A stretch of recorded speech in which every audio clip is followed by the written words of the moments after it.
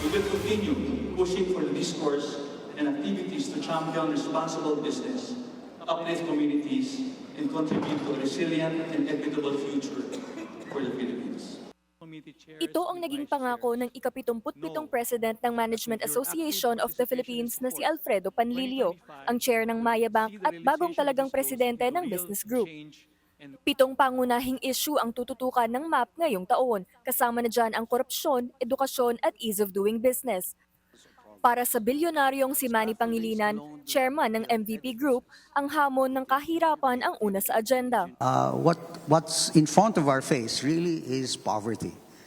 To how to uplift the welfare of our people. The ultimate test of our efficiency as a business is really how well have we done better for our people, for our customers, and generally the people of the Philippines in terms of the job, in terms of the business that we conduct. Right? In this room is a wealth and several thousand years of experience, skills, and expertise earned through the years of management practice, which has produced insightful wisdom of significant value to the challenges of today, and hopefully contribute to the efforts towards a better future.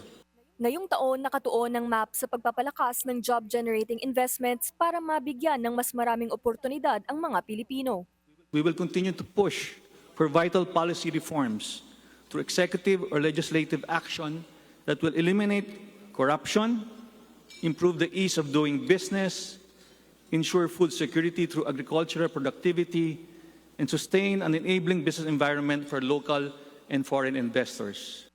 Bukod dito, binibigyang prioridad ng grupo ang pamumuhunan sa mga kabataan, kabilang ang mga kampanya laban sa malnutrisyon at child stunting, sa pamamagitan ng mga konkretong health and education programs. The objective is for the youth to become productive members of society with competitive skills and capacity that will ensure a progressive economy of the future. 2025 will see the realization of these goals. Dagdag pa ni MVP, mahalaga ang paggamit ng artificial intelligence o AI para sa pagresolba ng mga malalaking hamon. At anya, ang kombinasyon ng AI at human creativity ang magtutulak sa mas masusing solusyon. AI with its immense power is not an existential threat, it is a tool.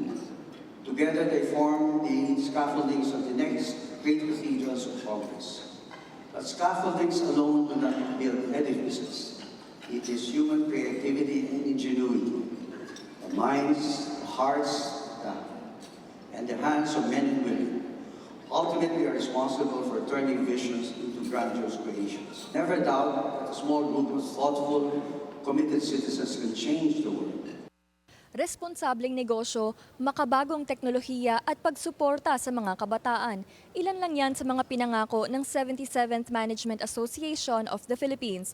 Sa kabila ng mga hamon ng kahirapan at modernong panahon, naniniwala ang organisasyon na ang bawat negosyo at ang mga tao nito ay may kakayahang hubugin ang mas magandang kinabukasan para sa mga Pilipino. Para sa agenda, Sujin Kim, Billionaire News Channel.